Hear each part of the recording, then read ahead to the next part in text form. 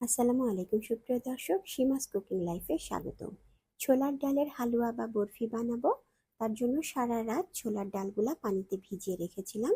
এখন ডালগুলা একটা প্রেসার কুকারে দিয়ে সেদ্ধ করে বেটে নিব।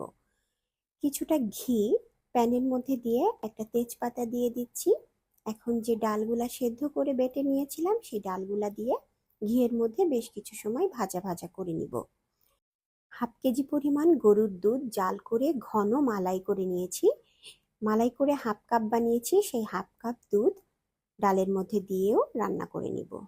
এখানে আমি 1 কাপ ডালের জন্য 1 কাপ চিনি ব্যবহার করব। প্রথমে আধা কাপ চিনি দিয়ে বেশ কিছুক্ষণ রান্না করে নিব, তারপর বাকি আধা কাপ চিনিও দিয়ে দিব। সবকিছু দিয়ে কিছু সময় রান্না করতে থাকব। 1 চিমটি পরিমাণ লবণ দিব স্বাদের ব্যালেন্স আনার জন্য। রান্না করতে করতে হালুয়াটি যখন হাঁড়ির তলা ছেড়ে আসবে এবং একসাথে দলা পেকে যাবে তখন নামিয়ে নিব। একটি ট্রেতে ঘি ব্রাশ করে তার উপরে হালুয়াগুলা সমান করে দিচ্ছি। উপর থেকে কিছু বাদাম কুচি দিয়ে একটি স্প্যাচুলার সাহায্যে সমান করে ঠান্ডা করে পিস পিস করে কেটে পরিবেশন করব সুস্বাদু এবং মজাদার ডালের বরফি বা হালুয়া। আমার রেসিপিটি যদি ভালো লেগে থাকে লাইক, কমেন্ট, শেয়ার দিয়ে আমার সাথেই থাকবেন। ধন্যবাদ।